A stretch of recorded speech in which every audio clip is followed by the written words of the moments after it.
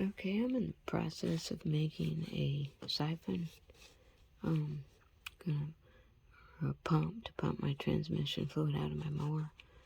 And I'm using a little bit bigger tube than I need to, but I thought it might work better. This is 3/16 inside diameter, 7/16 outside. And then I've got an old mayonnaise plastic jar, which is really too small, but it's all I've got. So this is 10 feet tubing. I've got it on Amazon. I'll leave a link for it. I just cut off a piece about 2.5 feet. That's for the suction side. By the way, this is a good drill bit kit to use. I used cheaper ones for years, but this is really come in handy. It's not that expensive. It's Irwin 15 bit set. So I'll try to put the link there. Okay, so I want something a little smaller. This is a 7/16 outer diameter, so the largest bit I got is 3/8. That would be a 6/16, and that should work. Now, I learned how to do this from another guy on YouTube, and I'll try to put his video there. I reamed it out with the drill going. I just went around at an angle. That makes the hole slightly bigger. Do that a few times, and then see if you can get the tubing in. If you can't, do it again. Okay, when I got this put together last night, I couldn't seem to get suction on it, but I may not have been pumping it enough. But anyway, I put some RTV on it on both sides. Make sure to seal that. And I've got one tube shorter. That's the tube that I'm hooking to the pump. And this one's a little longer. And just screwing this on tight.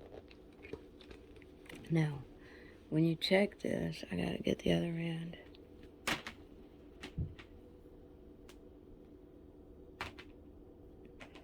Okay, I'm gonna put my thumb on this end. Now, when I start to pump, I initially don't get anything. And I thought that it wasn't working, but because the hoses are so long, it's got a lot of air to compress. And you can see it just made the jar collapse. So I know this pump is working now. Now, if you do have trouble, now it could have been working before I put this RTV on. I don't know.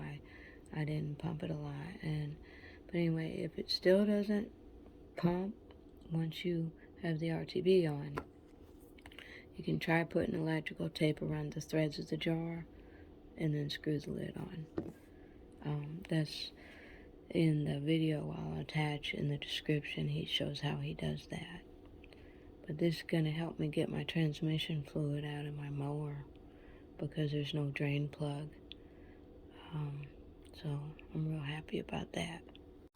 Okay, now another problem that I need to fix is the tube is so curly that I needed to put wire in it to help it straighten. Once I push it down in the transmission, if it curls up on me, I won't be able to get to the bottom. So I had some real thin wire, and it really wasn't strong enough. So I doubled it up twice. So I have actually 4 strands of wire that I put up in there. They're all connected because the bend is right here. I don't know if you can see that or not, but it was kind of hard to push up in there, so I'm pretty sure it's not going to fall out. Now, if you just use one strand of heavy-duty wire, you're going to have to secure that somehow. You don't want that falling down in the transmission. The link that I'll attach in the description, he shows how he does his wire. He does his a little differently. But anyway, I've got it pushed up about 1 foot, and so I'm going to cut these off flush with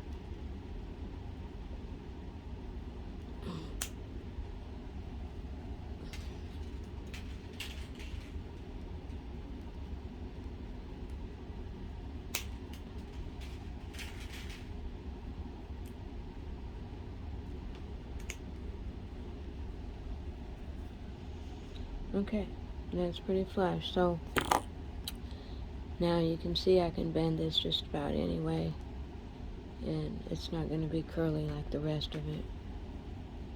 I'll be able to get to the bottom of the tank.